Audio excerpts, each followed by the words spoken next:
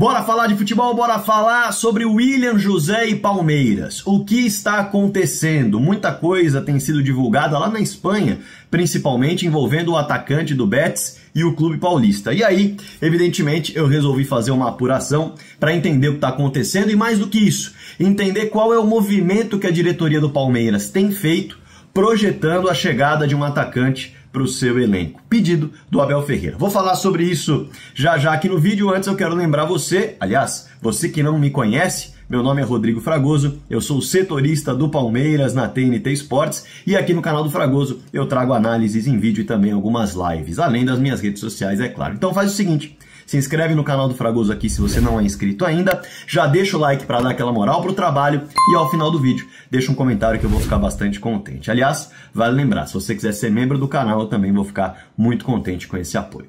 Bora falar sobre o tema do vídeo. Bom, muito se fala na Espanha que o Palmeiras chegou a fazer uma proposta, o Betis rechaçou essa proposta, depois o Palmeiras aumentou um pouco, os números estavam se aproximando e tal. Isso não é verdade segundo a minha apuração, tá? Isso não é verdade. O Palmeiras em nenhum momento entrou em contato com o Betis. Inclusive, o próprio presidente do Betis já falou que não tem proposta na mesa pelo William José. Mas na Espanha muito tem se falado, inclusive, que Palmeiras e Betis estavam se aproximando de um acordo. Isso não é verdade, segundo a minha apuração. O que está acontecendo? Na verdade, o que aconteceu? Porque nesse momento não há nada acontecendo entre Palmeiras, Betis e William José. E aí a gente tem que explicar por que não tem nada acontecendo. Vamos lá. Primeira pergunta que muita gente faz. O jogador tem uma negociação com o Palmeiras? Não. O Palmeiras tem uma negociação com o Betis? Não. Mas o jogador interessa ao Palmeiras? Sim. Aí vai dar aquele bug na cabeça e vai falar, ué, o jogador interessa ao Palmeiras e o Palmeiras não está negociando? Não. Por quê? Porque o processo que o Palmeiras está passando internamente nesse momento é um processo de mapeamento de nomes que, de acordo com a comissão técnica, já foram bem avaliados e podem ser peças importantes para o ano, cumprindo aquilo que se imagina que é necessário e cumprindo com uma lacuna do elenco. E aí a gente vai falar um pouquinho dessa lacuna do elenco, porque o próprio Abel já tornou público esse desejo e já tornou pública a característica principal que ele quer desse jogador.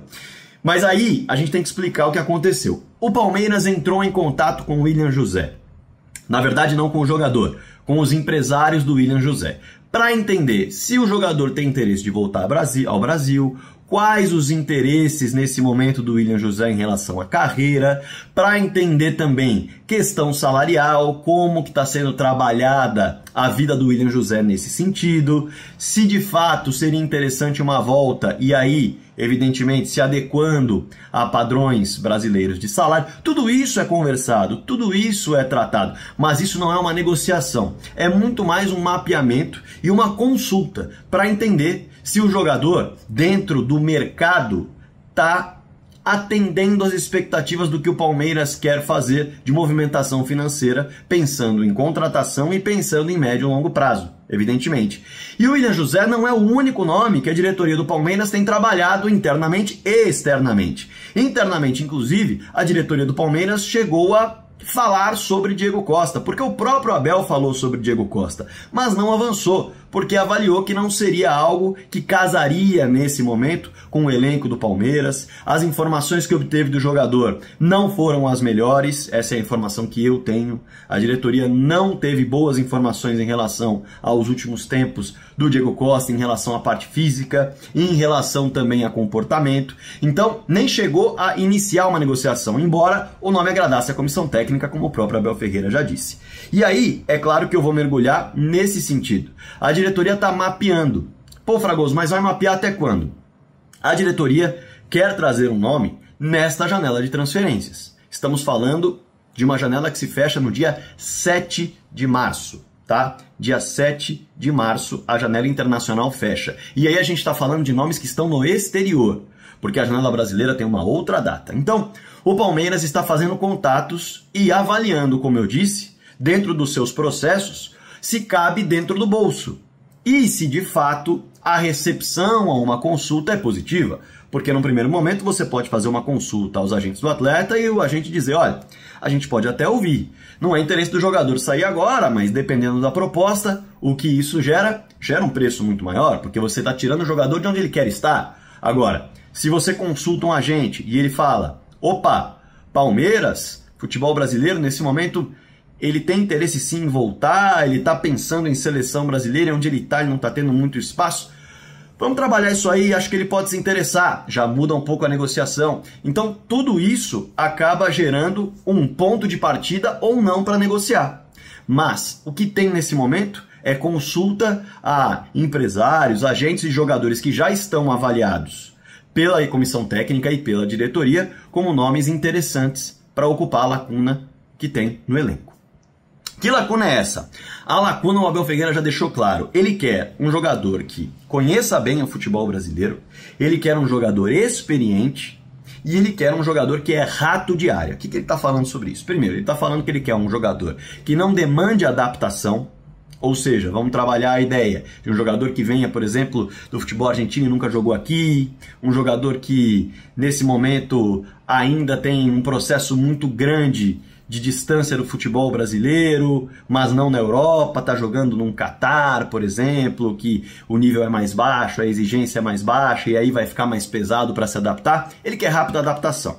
Experiente, ele está fugindo do padrão de contratações do Palmeiras. Quem assistiu o último vídeo sabe que eu falei sobre perfil de contratações. O Palmeiras busca algumas características bem específicas no mercado para repor peças do seu elenco, mas ele pede que fuja um pouco. Por quê? Porque um nome experiente, de um modo geral, não tem retorno financeiro. O retorno é só esportivo. E a diretoria do Palmeiras busca sempre um retorno financeiro como possibilidade para fazer com que o fluxo de caixa gire, evidentemente. Então, quando ele fala em experiente, ele já está falando de um nome consolidado que fatalmente vai chegar, vai cumprir o contrato, mas vai dar retorno esportivo imediato. E quando ele fala de rato de área, ele está falando do quê? Ele está falando de característica dentro de campo. Ele quer aquele cara que é mais físico, que é mais agressivo, que tem consigo a característica de segurar um pouco mais a bola, de ser aquele cara que finaliza a jogada, que conclui lance, que não necessariamente vai sair para ajudar a construir. Ele não quer o segundo atacante, ele não quer o ponta nessa condição.